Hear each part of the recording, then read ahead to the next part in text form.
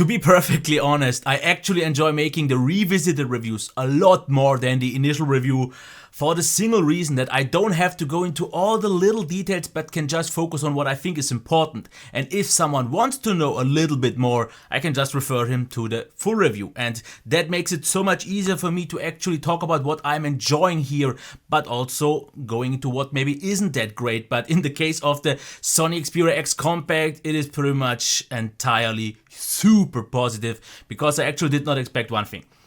I was asked from a few people that I should revisit it now because it has Nougat. I thought Nougat didn't really change a lot on all the devices that I've used it.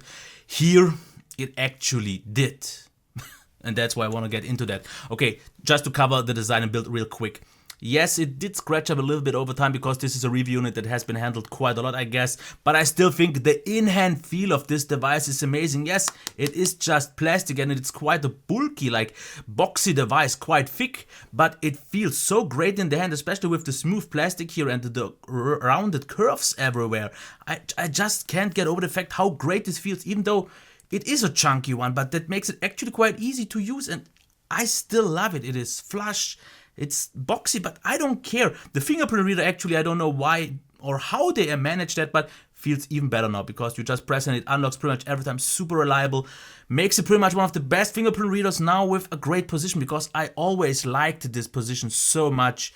And yeah, I can't get over the fact. Of course, we have a notification LDN and so on. So yeah.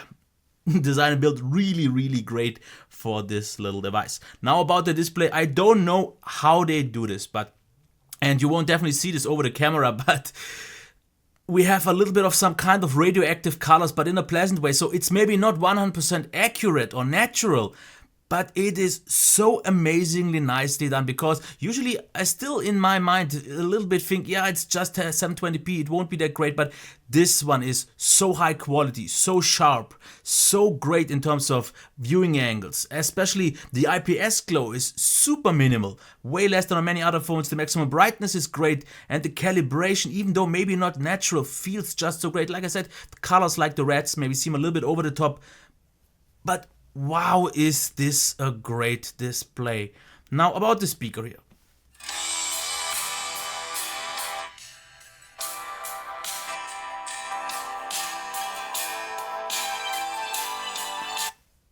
I don't actually know if it has become louder, because I've read a few comments where people have said that the headphone jack is a lot louder and the speaker is a lot better. I still wouldn't maybe go as far for the speaker, because it is okay, loud enough, absolutely no problem, and it's stereo front facing, which is absolutely nice to see. I still would wish for it to be a little bit louder, especially the Z5 Compact made a little bit of a better job here still, but it is totally fine. But yes, they did improve the headphone jack. I don't know why, because it never happened on any other Sony phone with a new update, but now it is actually very good. It is loud enough to drive a proper headphone, and it actually sounds really nice. So Sony, keep doing what you are doing here, exactly that. Okay, let's get into the performance, and this is actually maybe the highlight, because I can kill off all the apps, even though this wouldn't really change much. But let's quickly check the launch times. And have you seen this? This is pretty much instantly. All the apps launch so quickly, and this has to be due to the update, because it was always, and usually Sony devices always are fast and snappy, but this is a new level of snappy. And I know a lot of people always say, no, the Pixel is always the fastest one, especially the snappiest one. I can't agree, because if you would see how fast I can switch between apps, this device is so crazy snappy. As you can see here, it switches through apps like crazy. And I just broke off a few ones because I didn't want to show some specific things, but as you can see here, bam, bam, and even the multitasking is crazy fast. So not just kudos to what they did here, super kudos, uber kudos, because this is pretty much the best performing device that I've used in terms of overall feel, because apps load quickly, they are super smooth. Yes, a little bit blurred due to the IPS screen, snappy.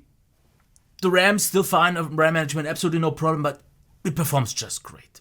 In my initial review, I said that the gaming performance wasn't all that great. I didn't really check that once again, so I guess it's still pretty much the same, but gaming performance should not be a problem. I don't think it is. Now, whoa! Ooh, that was not good. That was not good. I will just continue going along because it is what it is. About the battery life, because I'm so hyped, I just want to go through it. I just don't want to break the flow. Battery life. I said last time 6 hours, but I'm not quite sure if I meant mixed use or not, because what I got this time is around, I would say, 5 hours on mobile data only, which would lead to maybe 6.5 hours, maybe even 7 hours, but I guess like 6.5 should be better in mixed use, and over 7 hours on Wi-Fi only, which is definitely very good. I wouldn't really be able to tell if the battery life is better now due to Nougat, but it is great. Software. Actually something I won't talk about, because even though I said it has improved a lot and a lot of things have been better due to this system update, I won't show anything because nothing has changed in terms of features. It still is pretty much stock Android with a light theming engine and a few minor little tweaks here and there, but nothing that really needs any more attention. It is a solid system. It's a little bit boring by now, but just because they made the device actually feel even more so snappy, improved the fingerprint reader, improved the headphone jack, just because of that alone, the update is amazing. One of the, I would say, most impressive updates that I've seen since I'm reviewing phones. Camera, still pretty much the same as I've said last time. It can produce great shots. I'm not the biggest fan of how I can achieve those, because you have to be a little bit more of a pro to get those shots. But it is capable, videos are still great, so still a very good camera. Not my particularly first choice, but it doesn't matter.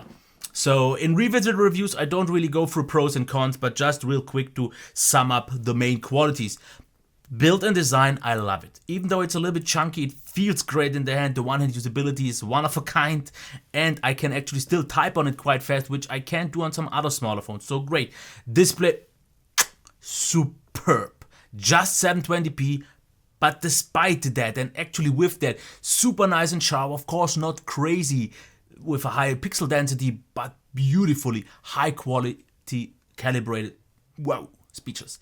Sound, okay, absolutely fine, but the headphone jack noticeably improved. Performance is absolutely on a flagship level. And yes, I know a lot of people still say the Z5 Compact is the proper flagship, but I disagree. I haven't used the Z5 Compact with Nougat, but I don't need to, because this performs just as good as the best, and I mean really the very best flagship. Super responsive, crazy responsive actually. Super fast, super snappy, top.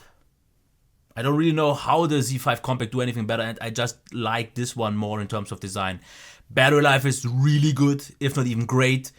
The software is what it is, but the update was amazing, and the camera is really good as well, even though not my particular choice. So it comes down to one thing.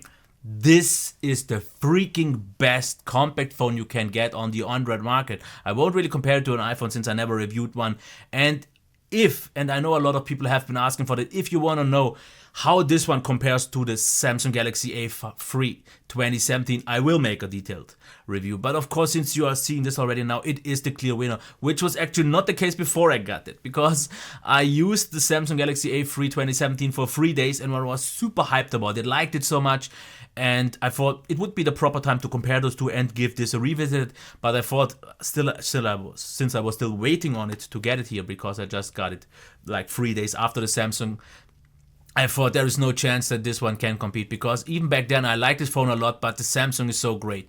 Well, my opinion has changed once I've used this, because you will see why I still think this is the way better compact phone. It's a little bit more expensive, I get that, but you will see this in the full review, in the full comparison. But I don't want to stretch this any further. If you want a compact phone below 5 inches and you are willing to spend the $350 or whatever it costs in the US, but that's in euro, this, and this. This was it. You can, if you want to, leave a thumbs up, a like, and a subscription, even though a like and a thumbs up is the same, but you get it. I was a little bit hyped, but just because this device is so freakingly amazing, and I did not actually remember it to be that amazing. Maybe because it was just great and Nougat made it amazing. I don't know, but I don't need to. Bye.